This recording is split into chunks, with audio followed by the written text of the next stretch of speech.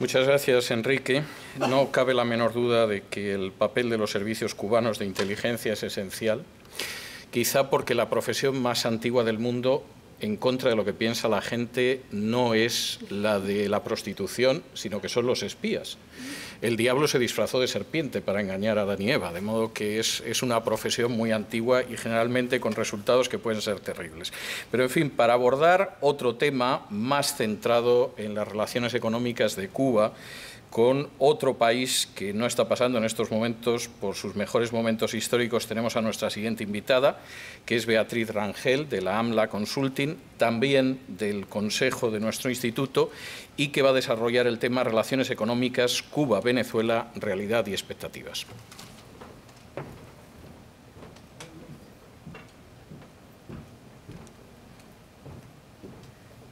Gracias, César, por la presentación. Muchas gracias por la invitación a compartir con ustedes unas reflexiones que son producto un poco de lo que ha sido mi vida pública, que en el pasado tuve la oportunidad de representar a Venezuela en todo lo que fueron iniciativas de integración latinoamericana, y desde hace 21 años estoy en los Estados Unidos también promoviendo lo mismo, que es la integración con América Latina por otros vías, que es la del desarrollo de negocios. Yo había titulado mi reflexión de hoy El Anschluss del Caribe, refiriéndome a la alianza venezolano-cubana, porque es lo que más se parece a la estrategia que siguió el régimen fascista de Alemania para anexarse a Austria.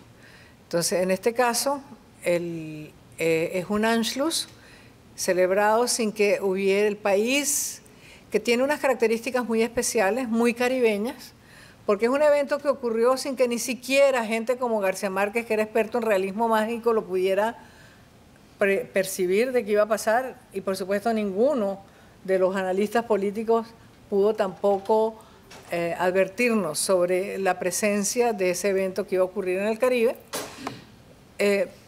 Y tiene unas características muy especiales porque el país que penetra a una nación y se la anexa es económica, política y yo diría culturalmente mucho más débil que el país que es anexado. Por lo general es el país más fuerte el que se anexa al país más débil. En este caso, el país fuerte supuestamente era Venezuela, porque si uno lee todos los análisis económicos, políticos de las últimas 2 décadas, uno llega a la conclusión de que Cuba estaba en un proceso de continua descapitalización, tanto desde el punto de vista de sus recursos humanos, como tanto desde el punto de vista de su infraestructura económica. Mientras que Venezuela había pasado la mayor parte del siglo XX en construcción de capital tanto humano como de infraestructura. Entonces es algo que es inexplicable y que por supuesto no podríamos sino que recurrir al realismo mágico para explicarlo. Y yo estaba pensando cuando estaba haciendo estas reflexiones en algo que decía mi abuelo, que era que decía, mi abuelo solía decir, lo bueno que tiene esto es lo malo que se está poniendo. Y lo bueno que tuvo el Anschluss es que la situación era muy mala para Venezuela en términos de su democracia y para Cuba en términos de su situación económica, puesto que la democracia cubana había desaparecido hacía muchísimos años. Entonces, en esta realidad y explicar esta realidad, ese Anschluss, yo creo que estamos presenciando, y por eso es que se está poniendo mal, pero lo malo es presagio de una nueva onda que yo quisiera ser muchísimo más menos pesimista, muchísimo más optimista en lo que viene, tanto para Venezuela como para Cuba, por diferentes razones. Yo creo que estamos presenciando la disolución de un matrimonio súper bien avenido que le reportó muy buenos beneficios a ambos cónyuges. A Cuba, la supervivencia, y a Venezuela, esta crisis que está creada por el Anschluss con Cuba, que le extrajo sus recursos, es la gran oportunidad histórica para que Venezuela por primera vez construya un aparato económico basado en la creación de valor y no en la extracción de renta. Porque el gran problema que ha tenido Venezuela y que ha caído a lo largo de la historia, como 4 veces han ocurrido estos problemas internos que llevan a la población a seguir a un tirano, que ese tirano destruye la economía y vuelven a empezar de nuevo. Esta es la 4ª vez en la historia de Venezuela que ocurre, y esta es la 4ª vez que ocurre porque Venezuela, desde que don Cristóbal Colón la descubrió, no ha hecho otra cosa que hacer ejercicios económicos de extracción de renta, no de creación de valor. Y la extracción de renta crea una cultura muy mala, porque es una cultura cortoplacista, es una cultura explotativa de la oportunidad, pero no es una cultura que construye institucionalidad a largo plazo. En el caso de Cuba, yo creo que es un país que, si yo tuviera que definirlo, yo lo definiría como el que mejor ha jugado las cartas de la geopolítica desde que el señor Cristóbal Colón la visorara hasta esta época. Es decir, no ha habido, yo no creo que hay en la historia otro país que haya jugado mejor la carta geopolítica que Cuba. Y eso tiene que ver con las élites cubanas. Las élites cubanas fueron unas élites muy creadas o moldeadas por el comercio internacional. Y por eso aprendieron a jugar la carta geopolítica muy pronto. ¿Cómo se produjo esta unión, este Anschluss? Bueno, por una razón muy sencilla. Hay un poder de atracción muy grande entre un régimen totalitario como el de Cuba y un régimen corporativista como el venezolano. El venezolano, para extraer renta, tenía que ser corporativista, y el corporativismo es la cultura de la sumisión, del acomodo.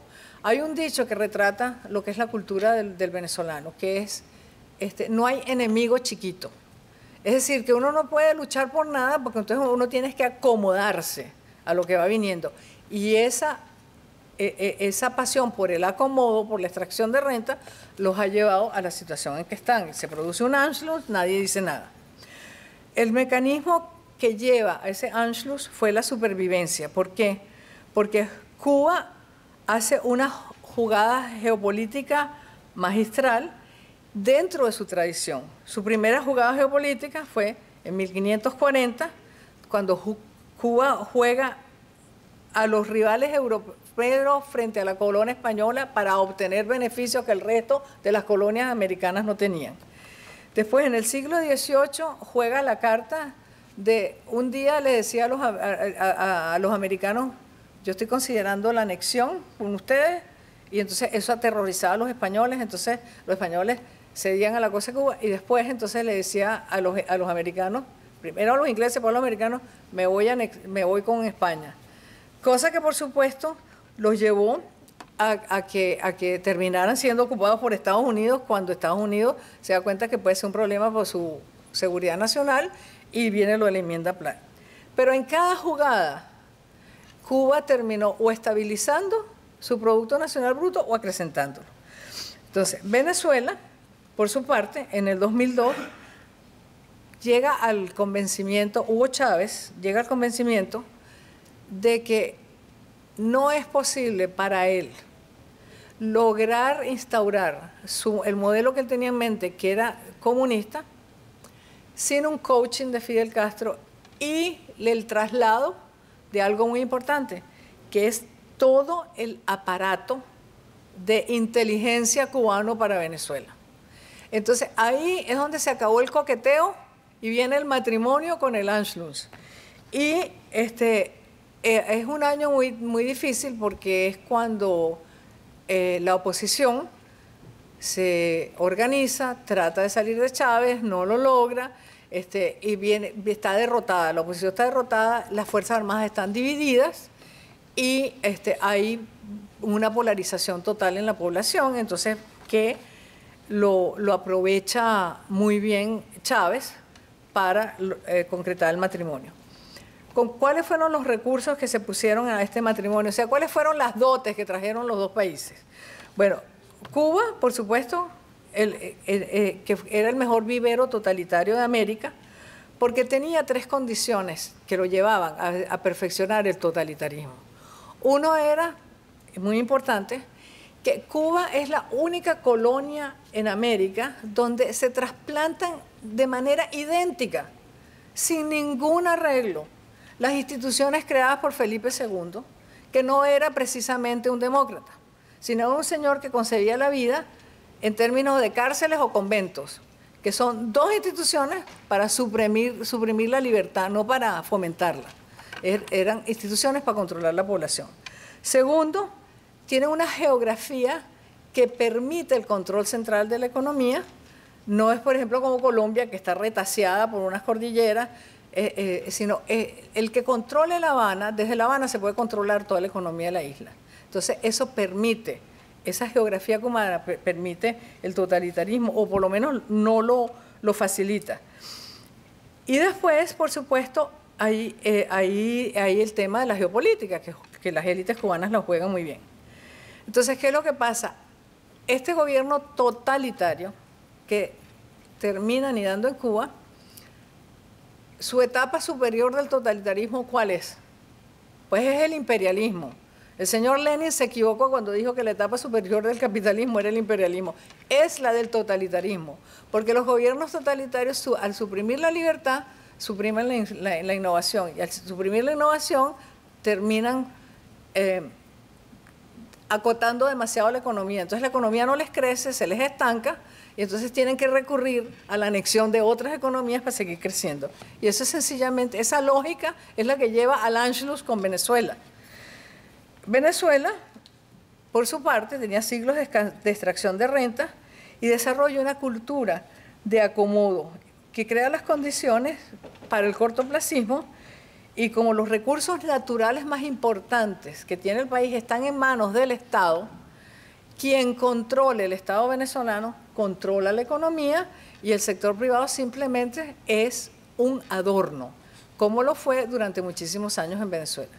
Entonces, cuando se lleva a cabo el Anschluss, Cuba aporta el método totalitario, y Venezuela aquellos recursos inmensos que están en manos del Estado. ¿Por qué se destruye esto que es una alianza perfecta?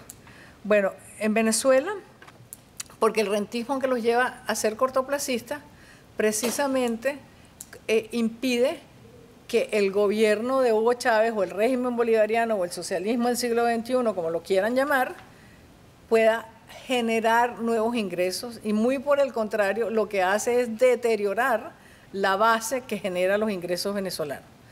Porque entonces es una mezcla de corrupción con ineptitud espantosa, una cultura completamente mercenaria, y esa cultura completamente mercenaria, por supuesto, lo único, cuando tú eres una economía extractiva, te lleva al colapso.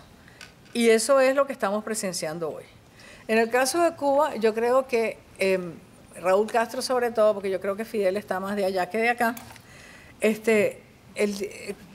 Raúl Castro se confronta con un déjà vu. Y el déjà vu es que él ya estuvo con el periodo especial.